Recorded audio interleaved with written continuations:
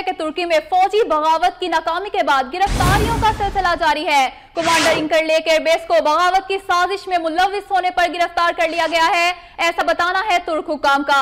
अमरीकी फौज के जेरे इस्तेमाल इंकरलेक एयरबेस को गुज़िश्ता रोज बंद कर दिया गया था, जबकि इंकरलेक एयरबेस से दाइश के ठिकानों को निशाना बनाया जाता है। तुर्की से यहां खबर है जिससे आपको अपडेट कर रहे हैं कि तुर्की में फौजी बगावत की नाकामी के बाद गिरफ्तारियों का सिलसिला जारी है। फौजी हुक्काम का कहना है कि कमांडर इंकरलेक एयरबेस को बगावत की साजिश में मुलविस होने पर गिरफ्तार किया गया। तुर्क हुक्काम ने मजीद बताया है कि अमरीकी फौज के जेर इस्तेमाल इंकरलेक एयरबेस को गुज़िश्ता रोज बंद कर दिया गया था, जबकि इंकरलेक एयरबेस से दाइश के ठिकानों को निशाना बनाया जाता है।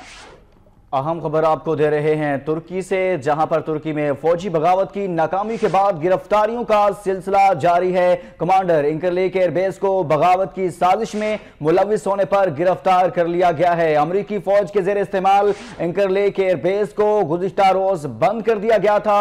इंकरलेक एयरबेस से दाइश के ठिकानों को निशाना बनाया जाता है और अभी इत्तलात ये हैं कि इस बेस को